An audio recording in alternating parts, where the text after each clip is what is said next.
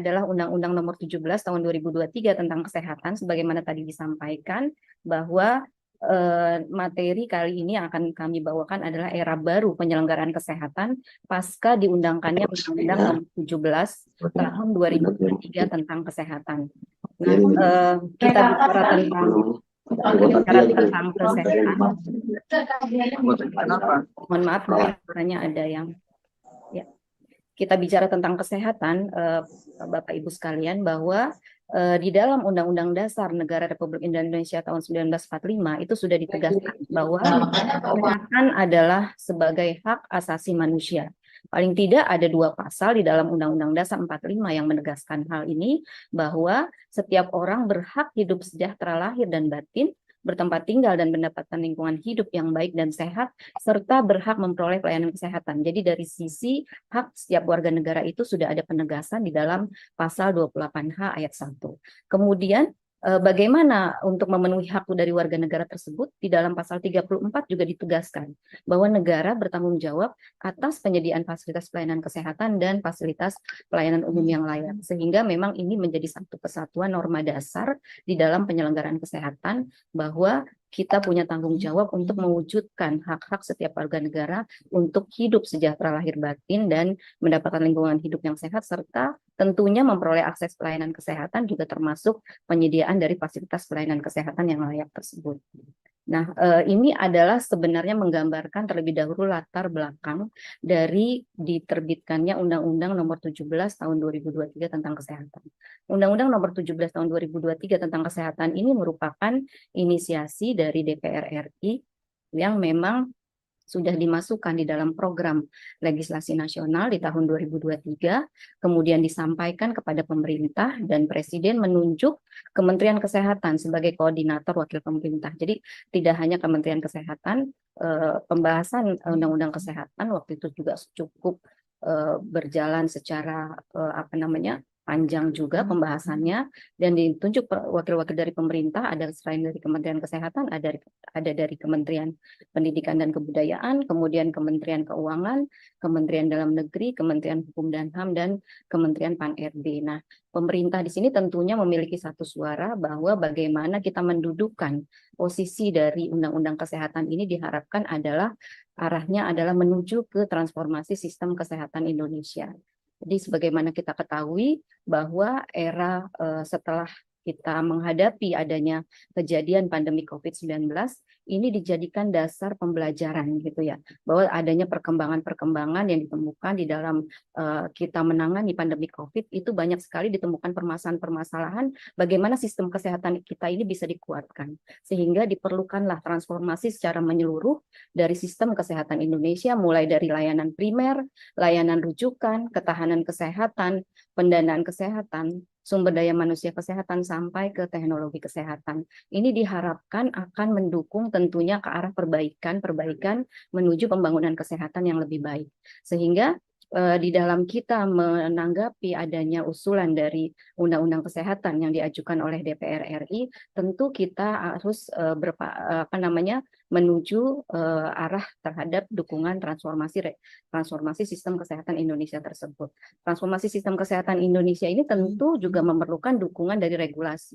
Dan kita melihat bahwa struktur dari undang-undang bidang kesehatan ini cukup kompleks gitu. Jadi kita sebelumnya punya banyak sekali undang-undang di bidang kesehatan yang memang diterbitkannya juga dengan tahun yang tidak sama gitu ya, yang berbeda-beda. Sehingga ini juga berdasarkan hasil kajian-kajian di bidang regulasi, tentu juga perlu dilihat apakah antara substansi satu dengan substansi lainnya memiliki kesamaan gitu dari sisi visi misi dan arah tujuan dari pembentukan regulasi tersebut. Nah, ini sehingga ketika lahirnya RUU Kesehatan yang memang disampaikan oleh DPR RI melalui inisiatif Dewan tersebut, ini juga menjadi bahan kajian dari pemerintah bersama gitu, bagaimana kita mendudukan konsepsi dari penyelenggaraan kesehatan untuk mendukung arah kebijakan pembangunan kesehatan. Tujuannya tentu selain memenuhi hak masyarakat tadi atas pelayanan kesehatan yang layak, termasuk hak-hak akses terhadap dukungan sarana dan prasarananya, fasilitasnya, tentu diharapkan undang-undang Omnibus Law Kesehatan ini bisa menciptakan undang-undang yang berdaya guna dan berhasil guna, serta mampu implementasi itu di lapangan, sehingga undang-undang ini betul-betul long lasting sifatnya, tidak serta-merta undang-undang itu baru dalam waktu sebentar itu bisa dikaji dan dilakukan perubahan-perubahan. Tapi kita berharap ini betul-betul bisa implementasi di lapangan. Sehingga di dalam proses kita penyusunan untuk pembahasan undang-undang di DPR ini juga telah melibatkan sesuai ketentuan pembentukan peraturan perundang-undangan, telah melibatkan partisipasi publik atau meaningful participation. Nah, ini sesuai juga ketentuan di Undang-Undang Pembentukan Peraturan Perundang-undangan. Jadi prosesnya sebenarnya ini sudah dilakukan dari sisi dasar hukum pembentukan peraturan perundang-undangan, mulai dari perencanaan, kemudian penyusunan, pembahasan, sampai keterlibatan dari seluruh partisipasi publik sesuai dengan Undang-Undang Pembentukan Peraturan Perundang-undangan. Nah, bagaimana sebenarnya posisi dari Undang-Undang Kesehatan ini sendiri ya, Undang-Undang Nomor 17 Tahun 2023 tentang kesehatan. Jadi memang undang-undang ini adalah menggunakan metode Omnibus Law. Nah, apa sih metode Omnibus Law? Ini sebenarnya sudah ditegaskan di dalam pasal 64 Undang-Undang Nomor 13 Tahun 2022 tentang perubahan kedua dari Undang-Undang 12 tahun 2011 tentang pembentukan peraturan perundang-undangan, di mana dinyatakan bahwa pembentukan undang-undang itu dapat menggunakan metode Omnibus Law yang yang pertama adalah memuat materi muatan baru, kemudian mengubah materi muatan yang memiliki keterkaitan dan atau kebutuhan hukum yang diatur dalam berbagai peraturan perundang-undangan, dan mencabut peraturan perundang-undangan yang jenis dan hierarkinya sama untuk digabungkan nanti ke dalam satu peraturan perundang-undangan. Dalam hal ini, Undang-Undang Kesehatan itu juga ketiga-tiganya digunakan gitu Bapak Ibu. Jadi undang-undang kesehatan ini nanti mungkin setelah ini kami akan coba gambarkan satu persatu, itu memuat beberapa materi-materi muatan baru, kemudian mengubah materi muatan yang memiliki keterkaitan atau kebutuhan hukum yang diatur dalam berbagai perundang-undangan. Artinya ketika nanti kita bicara terkait dengan wabah gitu ya, itu juga ada perubahan-perubahan terkait dengan wabah yang memang dilakukan perubahan dan akan digabungkan dalam Undang-Undang Omnibus Law tersebut. Ketika kita bicara terkait dengan praktik kedokteran, ini juga ada substansi yang berkenaan dengan praktik kedokteran yang dilakukan perubahan yang nanti akan digabungkan dalam satu undang-undang ini. Demikian juga dengan memuat materi muatan baru. Tentu ada hal-hal baru yang memang nanti akan dicantumkan di dalam undang-undang kesehatan kita yang baru ini. Dan yang ketiga adalah mencabut perundang-undangan yang jenis dan hierarkinya sama. Jadi kita tahu sama-sama, nanti mungkin Bapak Ibu sekalian memang mungkin sudah mendownload ya Undang-Undang Nomor 13 Tahun 2022 ini, ada pencabutan 11 undang-undang di sini. Jadi mulai dari Undang-Undang 419 Tahun 49 tentang ordonansi obat keras, kemudian Undang-Undang Nomor 4 Tahun 84 tentang wabah penyakit menular, Undang-Undang Nomor 29 Tahun 2004 tentang praktek kedokteran, Undang-Undang Nomor 36 Tahun 2009 tentang kesehatan, Undang-Undang Nomor 44 Tahun 2009 tentang rumah sakit. Nah, ini terkait rumah sakit juga dicabut di dalam Undang-Undang Kesehatan ini. Undang-Undang Nomor 18 Tahun 2014 tentang kesehatan jiwa, Undang-Undang 36 Tahun 2014 tentang tenaga kesehatan, Undang-Undang Nomor 38 Tahun 2014 tentang keperawatan, Undang-Undang Nomor 6 Tahun 2018 tentang kekarantinaan kesehatan, Undang-Undang Nomor 20 Tahun 2013 tentang pendidikan kedokteran, dan terakhir Undang-Undang Nomor 4 Tahun 2019 tentang kebidanan. Jadi ini cukup signifikan gitu ya perubahan atau hal transformatif yang dilakukan dari adanya regulasi terbaru ini, Undang-Undang Nomor 3, Undang-Undang Nomor 17 Tahun 2023 tentang kesehatan. Nah, itu secara konsepsi dari sisi bentuk peraturan perundang-undangan atau bentuk Undang-Undang Nomor 17 Tahun 2023 ini adalah menggunakan metode Omnibus Law. Nah, metode Omnibus Law ini tadi kita sudah sampaikan bahwa ini juga sudah memiliki dasar hukum yang cukup kuat karena sudah dimasukkan di dalam Undang-Undang Nomor 13 Tahun 2022 tentang perubahan dari Undang-Undang Nomor 12 Tahun 2011. Sehingga ini adalah sebenarnya sebagai bagian dari pembelajaran kita bersama terhadap kebutuhan untuk mentransformasi suatu regulasi, di mana kita tahu sama-sama bahwa metode Omnibus Law ini bukan hal yang baru gitu ya, pernah diterapkan di dalam yang pertama itu Undang-Undang Cipta Kerja, kemudian perjalanannya juga menemukan beberapa kendala permasalahan-permasalahan sehingga akhirnya diterbitkanlah juga Perpu dan undang-undang yang mengesahkan Perpu tersebut. Sehingga ini menjadi pembelajaran sehingga di dalam sisi pembentukan peraturan undang-undangan dikeluarkanlah Undang-Undang Nomor 13 Tahun 2022 sehingga menjadi dasar hukum di dalam pembentukan undang-undang dengan menggunakan metode Omnibus Law. Nah, Bapak Ibu sekalian, mungkin kita sekarang masuk ke dalam isi dari yang ada di dalam Undang-Undang Nomor 17 Tahun 2023. Undang-Undang Kesehatan ini terdiri dari 20 bab dan 458 pasal. Jadi mengatur secara komprehensif tentunya bagaimana penyelenggaraan kesehatan secara utuh, mulai dari ketentuan umum, hak dan kewajiban, tanggung jawab pemerintah pusat dan pemerintah daerah, penyelenggaraan kesehatan, upaya kesehatan, fasilitas pelayanan kesehatan, SDM kesehatan, perbekalan kesehatan, ketahanan kefarmasian dan alat kesehatan, teknologi kesehatan, sistem informasi kesehatan, kejadian luar biasa dan wabah, pendanaan kesehatan, koordinasi dan sinkronisasi penguatan sistem kesehatan, partisipasi masyarakat, pembinaan dan pengawasan, sampai ke substansi yang berkenaan dengan nanti penegakan normanya, misalnya penyidikan, pidana, peralihan, dan penutup. Jadi ini adalah gambaran keseluruhan dari apa yang dituangkan di dalam Undang-Undang Nomor 17 Tahun 2023. Tentunya ini juga menjadi hal yang cukup baru atau betul-betul kita harus pahami bersama gitu ya. Karena memang nanti pasti akan ada perbedaan-perbedaan konsepsi dari kebijakan-kebijakan sebelumnya yang tujuan dari pemerintah jelas adalah untuk mendukung transformasi sistem kesehatan.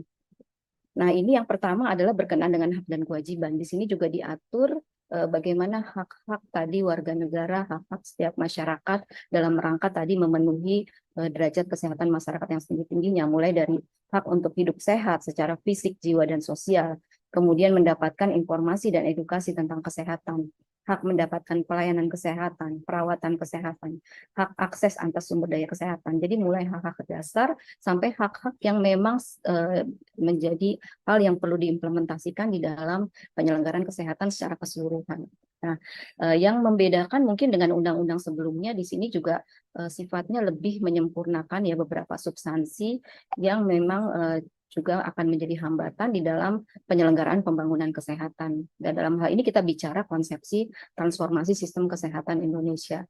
Jadi sebagai contoh, ketika adanya kejadian wabah pandemi COVID ya kemarin atau wabah yang lain, kadang-kadang juga di dalam program-program pemerintah ini juga dihadapi adanya hambatan-hambatan dari sisi mungkin masyarakat atau stakeholder yang lainnya. Seperti contoh di dalam angka 6 ini di sini ada ketentuan menyatakan bahwa setiap orang itu memiliki hak untuk menentukan sendiri pelayanan kesehatan yang diperlukan gitu. Nah, di dalam undang-undang yang lama itu tidak ditegaskan gitu hak untuk menentukan sendiri pelayanan kesehatan ini ketika diimplementasikan ini juga akan menjadi salah satu permasalahan ketika pemerintah menetapkan satu kebijakan tertentu dalam rangka tadi mendukung arah pembangunan kesehatan atau dalam hal ini misalnya penyelenggaraan penanggulangan KLB atau wabah sehingga di sini ada penegasan, ada pengecualian untuk pelayanan kesehatan yang diperlukan dalam rangka keadaan gawat darurat dan atau penanggulangan KLB atau wabah. Sehingga ini nanti juga secara implementasinya akan menjadi dasar bahwa ketika pemerintah memang diminta untuk mengatur gitu ya bagaimana untuk menanggulangi keadaan-keadaan darurat atau keadaan KLB atau wabah ini betul-betul bisa dipayungi sebagai dasar bahwa masyarakat itu berkewajiban untuk mematuhi kebijakan yang telah ditetapkan oleh pemerintah sehingga untuk dasar hukum bagaimana hak-hak setiap orang juga harusnya ditegaskan gitu dalam kondisi-kondisi tertentu atau dalam kondisi mana ketika hak menentukan sendiri pelayanan kesehatan itu bisa dikecualikan. Kemudian juga mulai dari mendapatkan lingkungan yang sehat itu juga diatur kembali, hak memperoleh hak menerima atau menolak sebagian tindakan pertolongan, memperoleh kerahasiaan data dan informasi, memperoleh informasi tentang data, dan mendapatkan perlindungan dari risiko kesehatan. Ada hak diatur, kemudian kewajiban juga tentunya juga diatur secara komprehensif, mulai dari upaya kewajiban untuk mewujudkan, mempertahankan, dan meningkatkan derajat kesehatan masyarakat, kemudian termasuk juga meningkatkan derajat kesehatan orang lain yang menjadi tanggung jawabnya, kemudian menghormati hak orang lain memperoleh lingkungan yang sehat, menerapkan perilaku hidup sehat, mematuhi kegiatan penanggulangan KRB wabah, dan mengikuti program jaminan kesehatan dalam SDSN. Secara garis besar, beberapa substansi yang tertuang dalam hak dan kewajiban dalam Undang-Undang Nomor 17 Tahun 2023 ini sebenarnya tidak terlalu jauh berbeda dari undang-undang yang sebelumnya, hanya ditambahkan beberapa penyempurnaan untuk mengatasi beberapa permasalahan di lapangan yang timbul di dalam penyelenggaraan kesehatan. Nah, ini kemudian tentunya ketika mengatur hak dan kewajiban masyarakat, ini juga diikuti dengan tanggung jawab pemerintah. Seperti memang roh yang memang sudah tertuang jadi di dalam Undang-Undang Dasar 45. Jadi ada hak dari sisi masyarakat, dari warga negara, dan juga ada tanggung jawab dari sisi pemerintah gitu. Nah, ini di sini sudah ditegaskan area dari tanggung jawab pemerintah pada prinsipnya mencakup keseluruhan hal yang ada dalam substansi penyelenggaraan kesehatan. Jadi mulai dari bagaimana upaya kesehatannya itu pemerintah memiliki tanggung jawab untuk merencanakan, mengatur, menyelenggarakan, membina, mengawasi, kemudian juga untuk meningkatkan dan mengembangkan upaya kesehatan. Kemudian berkenaan dengan sumber daya kesehatan, di sini juga ada kewajiban pemerintah terkait dengan ketersediaan. Bagaimana pemerintah bertanggung jawab untuk ketersediaan sumber daya kesehatan yang adil dan merata bagi seluruh masyarakat. Nah, berkenaan dengan lebih spesifik lagi, berkenaan dengan sumber daya manusia juga di sini ditugaskan untuk peningkatan mutu, perlindungan, kesejahteraan tenaga medis, tenaga kesehatan, dan tenaga pendukung penunjang kesehatan. Terkait dengan spesifikasi untuk wabah juga ditegaskan tanggung jawab pemerintah berkenaan dengan wabah, kemudian akses terhadap pasienkes, perlindungan kepada pasien, lingkungan yang sehat, tadi terkait dengan pengaturan, perencanaan, pengadaan, dan pendayagunaan tenaga medis, tenaga kesehatan, dan tenaga pendukung sampai memberdayakan dan mendorong partisipasi masyarakat dalam upaya kesehatan. Jadi artinya memang di sini harus dilihat secara komprehensif menyeluruh semua unsur, semua komponen yang ada di dalam penyelenggaraan kesehatan, bagaimana tanggung jawab pemerintah itu dikelirkan untuk mendukung penyelenggaraan kesehatan tersebut.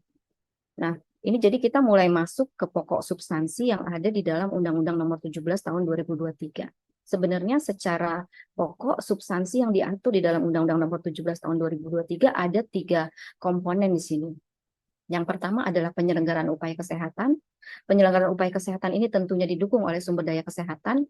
Nah, bagaimana menyelenggarakannya? Tentu ada tata kelola di situ yang dilakukan oleh pemerintah, yaitu pengelolaan kesehatan. Jadi ini adalah konsep besar ketika kita memahami arah dari substansi yang tertuang di dalam Undang-Undang Kesehatan yang baru. Jadi penyelenggaraan kesehatan tentunya upaya kesehatan yang diselenggarakan ini ada 2 hal, ada upaya kesehatan masyarakat dan upaya kesehatan perseorangan. Upaya kesehatan masyarakat adalah upaya kesehatan yang sifatnya promotif, preventif, kuratif, rehabilitatif, dan atau paliatif yang berdampak pada masyarakat. Dan upaya kesehatan perseorangan dampaknya hanya kepada individu. Jadi ini secara lingkup dari penyelenggaraan upaya kesehatan yang dibagi 2 menjadi UKM dan UKP nanti akan tertuang di dalam pasal-pasal berikutnya atau substansi berikutnya yang menegaskan masing-masing dari upaya yang dilakukan. Kemudian upaya tersebut tentu tidak bisa berjalan kalau tidak ada sumber dayanya gitu. Sehingga kemudian di sini dituangkan bahwa penyelenggaraan upaya kesehatan didukung oleh sumber daya kesehatan yang meliputi mulai dari fasilitas pelayanan kesehatan, sumber daya manusia kesehatan, perbekalan kesehatan, sistem informasi kesehatan, teknologi kesehatan, dan pendanaan kesehatan. Nah, ini nanti yang akan mengantarkan ke bab-bab berikutnya bagaimana pengaturan gitu ya, konsepsi pengaturan dari setiap sumber daya kesehatan yang ada ini. Dan selanjutnya untuk bagaimana tadi penyelenggaraan terhadap upaya kesehatan dan sumber daya kesehatan ini dilakukanlah pengelolaan kesehatan. Di dalam undang-undang ditegaskan bahwa pengelolaan kesehatan itu dilakukan secara berjenjang di pusat dan daerah dalam suatu sistem kesehatan nasional oleh pemerintah pusat, pemerintah daerah, dan pemerintah desa. Jadi ini memang areanya pemerintah.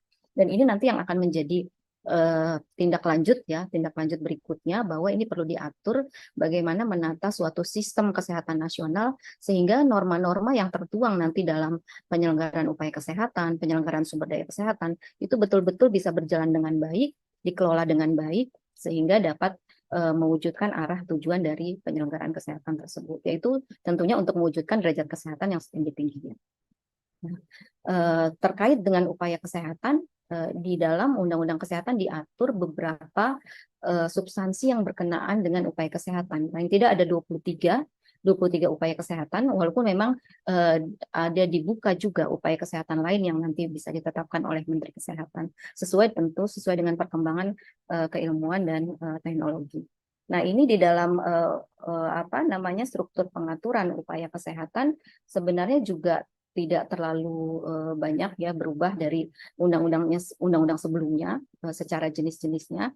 Namun nanti mungkin dalam masing-masing substansinya. Nah, ini yang betul-betul perlu dilihat sebagai dukungan untuk penyelenggaraan transformasi kesehatan di tiap-tiap pilarnya gitu. Sehingga di sini kalau kita bicara misalnya kesehatan ibu, bayi, anak, remaja, dewasa dan lanjut usia, di sini tentunya nanti harus bisa mendukung bagaimana arah dari pilar transformasi baik nanti di layanan primer, layanan rujukan dan pilar-pilar lain yang mendukung gitu.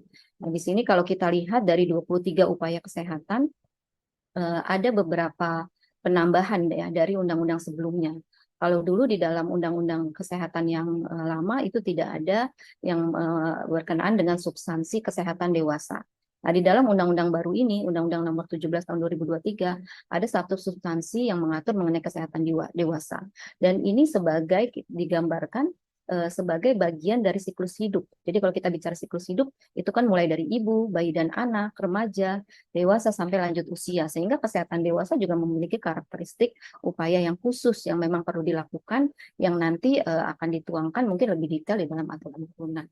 Jadi kalau kita lihat di sini ada mulai dari kesehatan ibu, bayi, anak, remaja, dewasa, lanjut usia, kemudian kesehatan penyandang disabilitas, ini juga di undang-undang sebelumnya ada, kesehatan reproduksi, keluarga berencana, gizi, kesehatan gigi dan mulut, kesehatan penglihatan dan pendengaran, kesehatan jiwa, penanggulangan penyakit menular dan tidak menular, kesehatan keluarga. Nah, ini sesuatu yang baru gitu. Ini juga sebenarnya ditambahkan dalam rangka tadi dukungan untuk bagaimana integrasi layanan itu betul-betul bisa dilihat dari menyeluruh yang memang dilakukan siklus hidup dan peran keluarga tentunya sangat penting gitu untuk mendukung upaya kesehatan siklus hidup tersebut.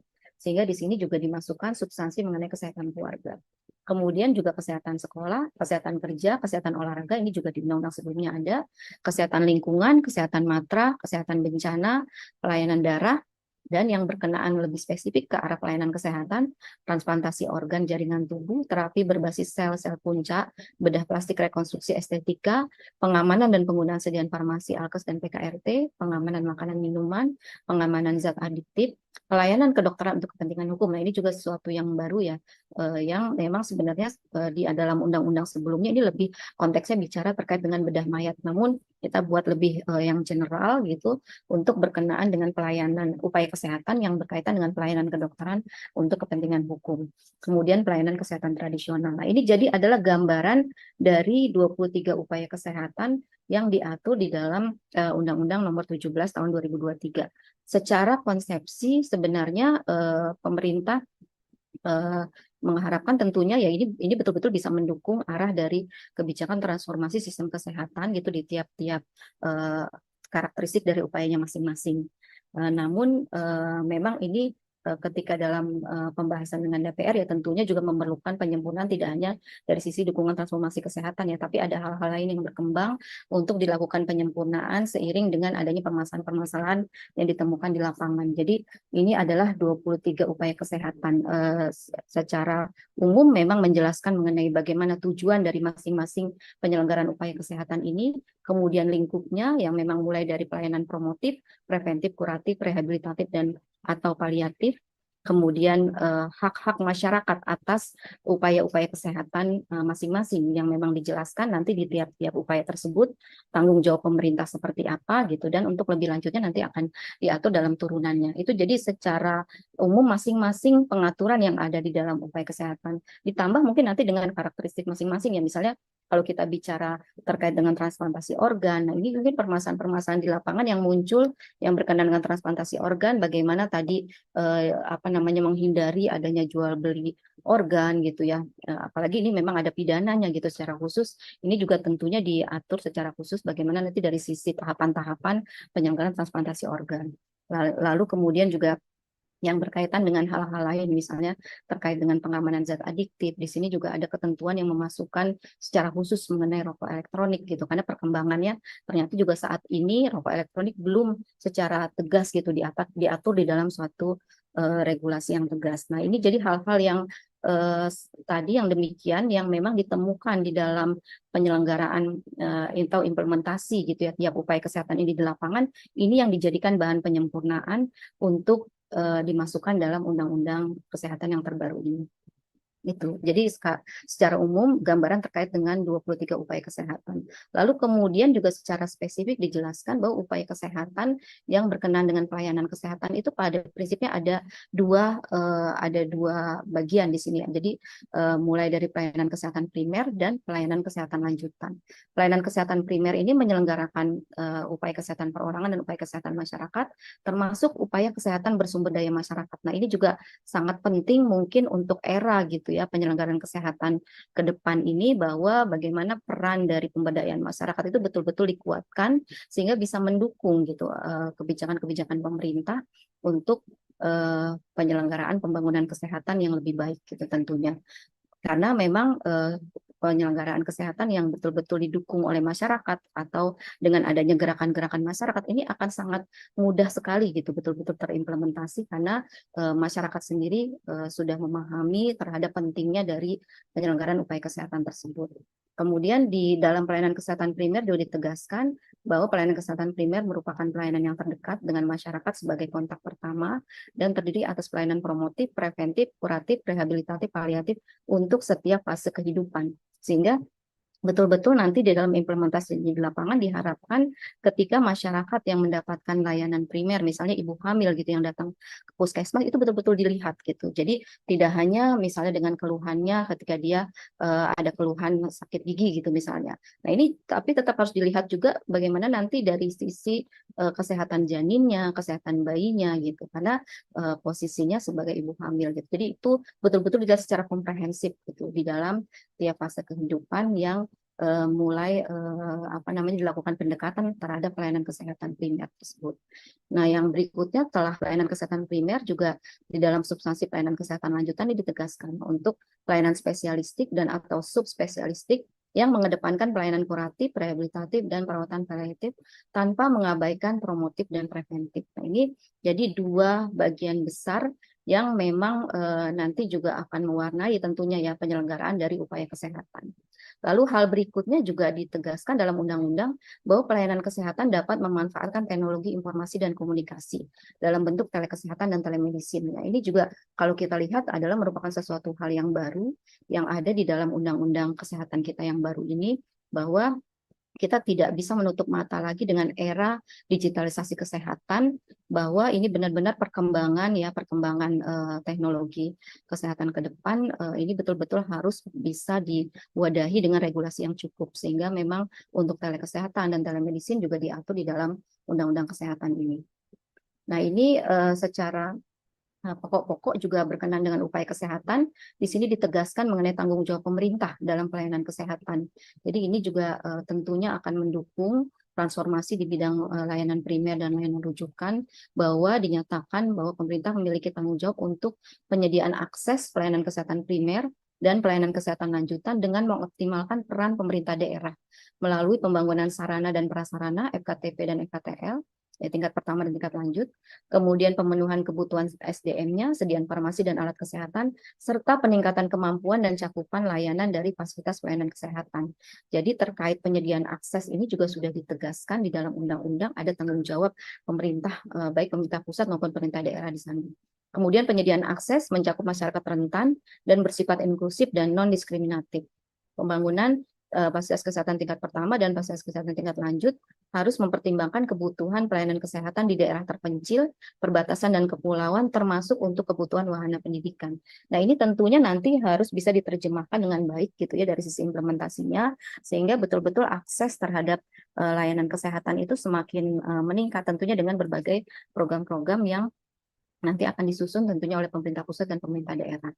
Nah, ini dari sisi gambaran untuk pelayanan kesehatan primer, memang secara pokok-pokok substansinya tentu ini menjawab permasalahan untuk transformasi di bidang layanan primer. Jadi kalau layanan primer itu fokusnya adalah mencegah orang sehat menjadi sakit ya. Jadi bagaimana betul-betul mendekatkan pelayanan gitu, mendekatkan pelayanan sehingga ini betul-betul bisa diakses dan bisa disediakan kepada masyarakat secara menyeluruh.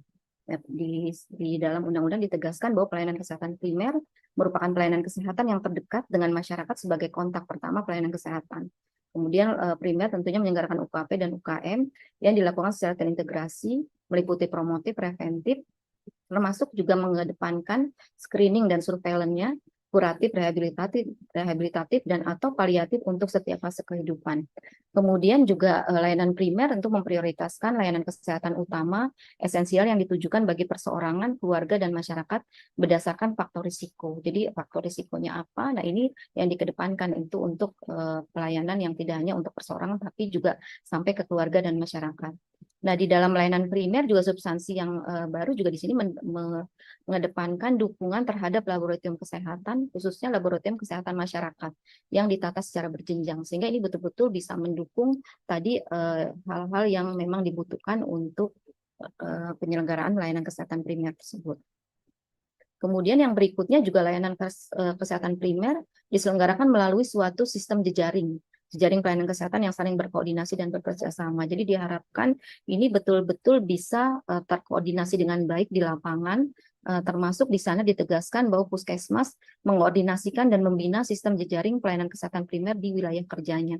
Sehingga dari setiap komponen-komponen yang ada di satu daerah gitu ya, sistem jejaring di sini ditegaskan mulai dari struktur jejaring yang berbasis wilayah administratif, kemudian berbasis satuan pendidikan, berbasis tempat kerja, sistem rujukan dan lintas sektor, ini betul-betul bisa secara koordinasi mendukung untuk penyelenggaraan dari layanan kesehatan primer tersebut. Tentu juga dibarengi dengan penguatan dari sisi upaya kesehatan bersumber daya masyarakatnya, UKPM. Nah, kemudian bagaimana dengan layanan kesehatan lanjutan? Layanan kesehatan lanjutan itu juga ditegaskan dalam undang-undang terkait dengan layanan spesialis atau subspesialis yang mengedepankan layanan kuratif, rehabilitatif, paliatif tanpa mengabaikan promotif preventif. Pendanaannya didanai oleh penerima pelayanan tentu ya sesuai karakteristiknya melalui penjaminan kesehatan dalam SJSN atau asuransi komersial dan juga yang berkenaan dengan pengembangan juga di sini ditegaskan ya tentu ini juga arahnya adalah untuk mendukung transformasi di bidang layanan rujukan di mana memang cakupan gitu ya untuk layanan kesehatan yang belum merata baik dari sisi jumlahnya maupun dari sisi mutunya sehingga di sini di dalam undang-undang juga ditegaskan terkait dengan upaya pengembangan layanan di dalam pelayanan kesehatan lanjutan itu juga ada pasal yang menegaskan bahwa ada upaya untuk pengembangan pusat layanan unggulan nasional yang berstandar internasional dalam rangka tadi untuk melakukan pemerataan gitu terhadap kemampuan layanan gitu cakupan layanan yang bisa diberikan oleh masing-masing fasilitas pelayanan kesehatan tingkat lanjut. Kemudian juga di dalam layanan kesehatan lanjutan tentu diatur juga mengenai bagaimana pola sistem rujukannya. Nah, ini yang memang juga mungkin berbeda ya dengan arah kebijakan yang sebelumnya bahwa layanan kesehatan primer dan lanjutan ini yang diselenggarakan berkesinambungan melalui sistem rujukan tentu juga harus berdasarkan kebutuhan medis pasien dan kemampuan layanan pada setiap pasienkes. Jadi tidak hanya dilaksanakan sistem rujukan secara berjenjang, tapi basisnya adalah sudah berdasarkan kebutuhan medis dan kemampuan layanan pada setiap fasilitas pelayanan kesehatan. Cakupannya meliputi vertikal, horizontal, dan rujuk balik. Serta yang terakhir berkenaan dengan bagaimana nanti sistem informasi yang diperlukan tadi dalam sistem rujukan. Itu didukung dengan teknologi informasi dan komunikasi yang terintegrasi dalam SIKN. Jadi keseluruhan dari konsepsi untuk layanan kesehatan lanjutan tentunya juga nanti akan terjabarkan ya lebih dalam lagi di dalam pasal-pasal yang berkenaan dengan eh, pelayanan kesehatan lanjutan. Dalam hal ini ada mengatur secara khusus mengenai rumah sakit.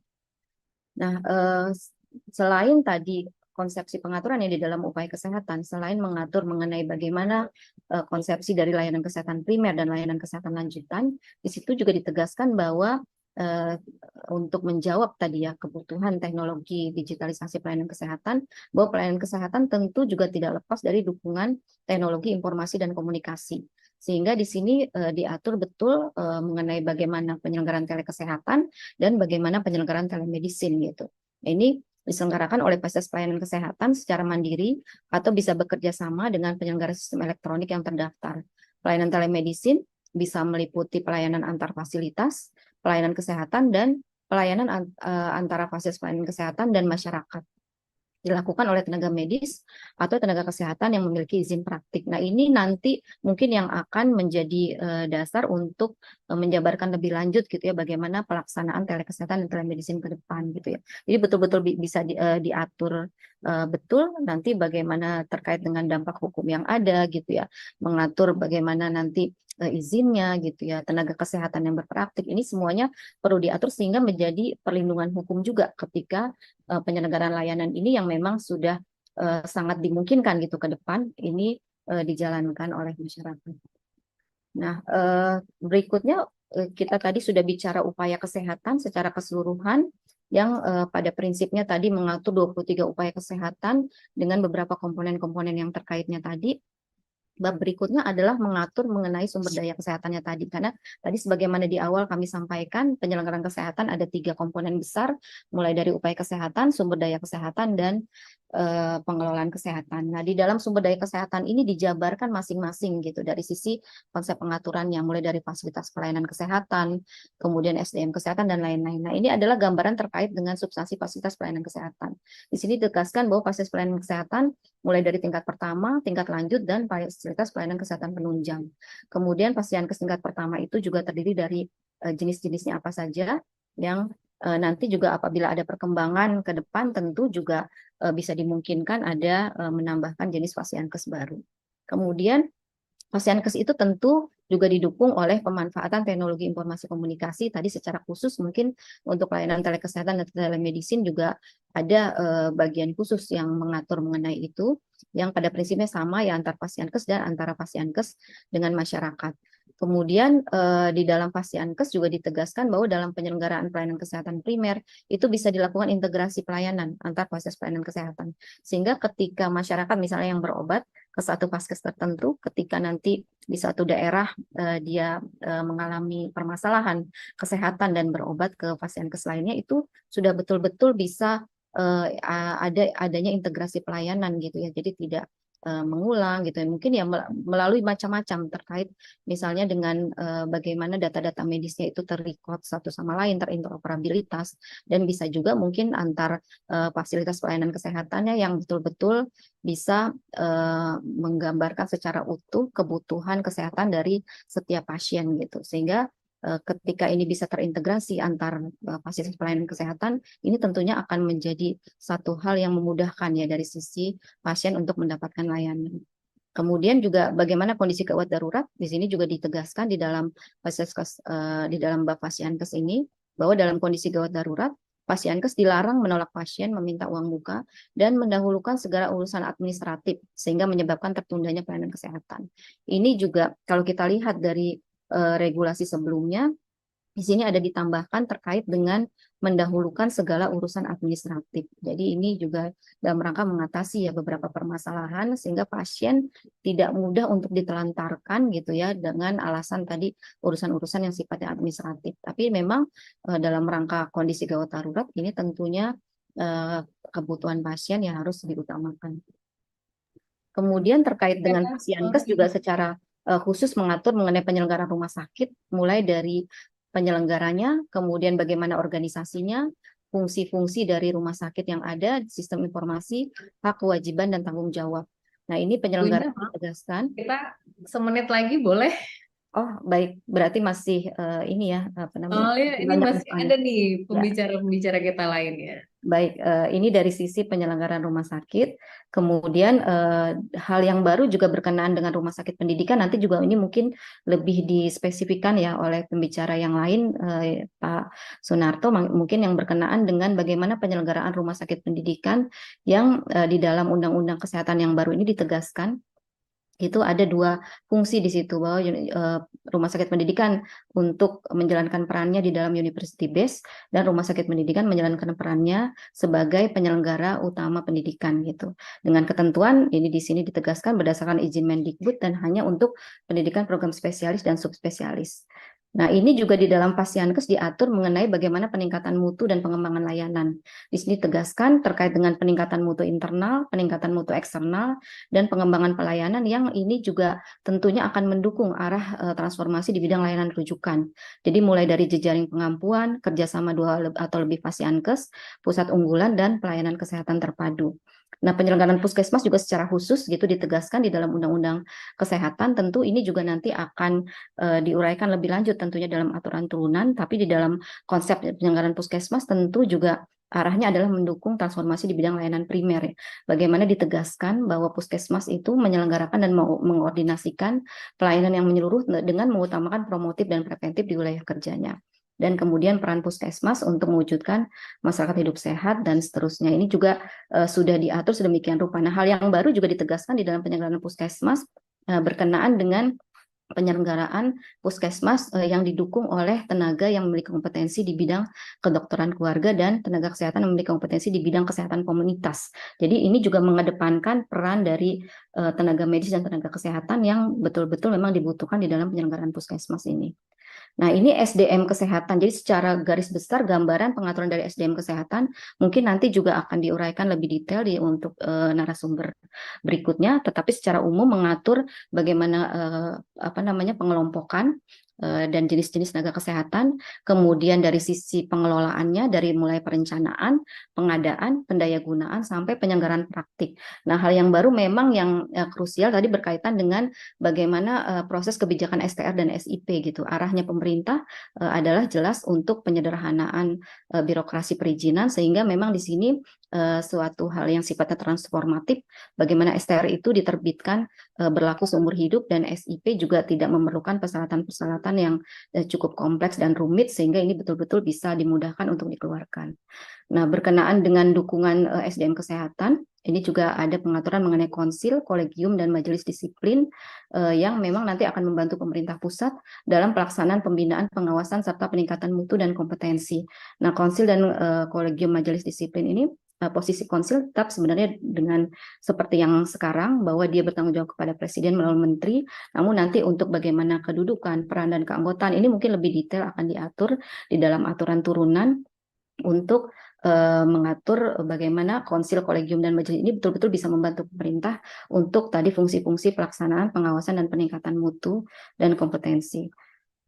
Nah, ini yang berkenaan dengan perbekalan kesehatan ini juga diatur mulai dari bagaimana perencanaan kebutuhannya, penyediaan, dan pendistribusian. Tentu dukungan arah pengaturan dari perbekalan kesehatan adalah dalam rangka menjamin ketersediaan, pemerataan, dan keterjangkauan, dan juga mendukung pilar di bidang ketahanan kesehatan gitu sehingga betul-betul sistem pengadaan perbekalan kesehatan, jaminan, dan keterjangkauan perbekalan kesehatan kita cukup kuat di dalam menghadapi kondisi apapun. Nah, ini dari sisi ketahanan kefarmasian secara khusus juga ada bab yang khusus mengatur mengenai ketahanan kefarmasian dan alat kesehatan. Bagaimana upaya-upaya pemerintah untuk mendukung ketahanan kefarmasian itu ditegaskan di dalam undang-undang. Nah, ini juga merupakan satu hal yang baru gitu ya. Di dalam undang-undang kesehatan kita yang baru ini arahnya untuk bagaimana mengedepankan penelitian, pengembangan, kemandirian produk dalam negeri gitu. Sampai ke hilirisasi penelitian nasional sehingga betul-betul bisa dibangun ekosistem penelitian sampai ke pemanfaatannya. Nah, untuk pilar terkait teknologi kesehatan juga didukung juga dengan adanya substansi khusus mengenai teknologi kesehatan yang memang di sana ditegaskan bagaimana teknologi kesehatan itu dihasilkan, dikembangkan, dan dievaluasi melalui penelitian, pengembangan, dan pengkajian. Di sini juga mencakup muatan mengenai dukungan untuk kedokteran presisi gitu. Jadi salah satunya juga berkenaan dengan teknologi biomedis dalam rangka pelayanan kesehatan untuk mendukung ilmu pengetahuan dan teknologi. Dan tentu dasar-dasar aspek aspek-aspek hukum yang ada juga di sini dimasukkan. Misalnya terkait dengan bagaimana persoalan persetujuannya, concern-nya dan lain-lain, ini juga sudah dipayungi di dalam Undang-Undang Kesehatan. Kemudian juga berkenaan dengan sistem informasi kesehatan, ini juga tentunya mendukung pilar terkait dengan teknologi ya. Bagaimana kalau kita lihat permasalahan di lapangan, sistem informasi yang ada itu masih banyak yang terfragmentasi, belum terintegrasi, dan ini diharapkan dengan penyelenggaraan sistem informasi kesehatan itu bisa terintegrasi dalam suatu sistem informasi kesehatan nasional, sehingga beberapa pokok-pokok pengaturan yang diatur dalam sistem informasi kesehatan, mulai dari penyelenggara SIK-nya, kemudian sumber data dan informasinya, bagaimana pengelolaan dan penyediaan data, serta yang tidak kalah penting tentu bagaimana dari sisi perlindungannya, perlindungan data dan informasi. Nah, bab berikutnya juga di dalam Undang-Undang Kesehatan mengatur mengenai KLB wabah. Nah, ini juga ada bab khusus karena dulu juga kita punya undang-undang khusus Iya. mengatur wabah dan lain-lain. Baik, mungkin sedikit lagi, Oke ya. Dr. Hah? Mega, Ada lagi. berkenaan dengan aspek pendanaan, di sini juga diatur mengenai pendanaan kesehatan dengan mengedepankan konsep rencana induk bidang kesehatan dengan pola penganggaran berbasis kinerja. Nah, ini juga ditegaskan bagaimana tadi konsen pemerintah untuk mencapai output dari pembangunan kesehatan diharapkan. Jadi tidak hanya berbasis dari berapa anggaran yang dibutuhkan, tapi betul-betul program-programnya dihitung, dilihat betul gitu, sehingga ini bisa mencapai dari tujuan pembangunan kesehatan. Dan yang beberapa hal lain juga penguatan-penguatan tentunya dari sisi bagaimana penyelenggaraan kesehatan ini bisa dilakukan, pentingnya koordinasi dan sinkronisasi penguatan sistem kesehatan, sehingga dalam Undang-Undang Kesehatan juga mengatur bab khusus mengenai koordinasi dan sinkronisasi penguatan sistem kesehatan dalam rangka tadi untuk melaksanakan berbagai permasalahan kebijakan bidang kesehatan dan mensinergikan atau mengkonsolidasikan pelaksanaan kebijakan serta mengakselerasi pembangunan dan menguatkan sistem kesehatan. Partisipasi masyarakat tentunya sangat penting, ini dibutuhkan dalam rangka tadi mempercepat pencapaian derajat kesehatan masyarakat yang setinggi-tingginya. Dan dari sisi pemerintah juga pengaturan mengenai pembinaan pengawasan ini juga ditekankan, beserta mungkin dukungan-dukungan dari aspek-aspek pengaturan yang lain, misalnya seperti tadi ada penyidikan, kemudian bagaimana penegakan hukumnya, di situ diatur mengenai ketentuan pidana, sampai bagaimana proses peralihannya menuju ke undang-undang, terimplementasinya undang-undang yang baru ini. Nah, itu jadi beberapa pokok pengaturan yang ada di dalam Undang-Undang Nomor 17 tahun 2023 yang kita sebut era baru untuk penyelenggaraan kesehatan ini. Mudah-mudahan ini betul-betul bisa diimplementasikan dengan baik, tentunya membutuhkan aturan turunan gitu, karena secara konsepsinya aturan-aturan pokoknya ada dalam undang-undang, namun aturan-aturan turunannya tentu ini harus segera diselesaikan, yang memang kami inventaris ada 2 Perpres, 100 PP dan 5 Permenkes. Nah, ini tentunya juga membutuhkan kerja keras kita bersama, sehingga beberapa konsepsi pengaturan yang ada di dalam Undang-Undang Kesehatan kita yang baru itu betul-betul bisa terimplementasi dengan baik dalam rangka penyelenggaraan pembangunan bidang kesehatan untuk mendukung tadi arahnya adalah transformasi sistem kesehatan Indonesia. Itu demikian yang dapat kami sampaikan, Dr. Mega. Mohon maaf kalau agak berlebih waktunya. Mudah-mudahan bisa jelas tersampaikan. Terima kasih. Assalamualaikum warahmatullahi wabarakatuh.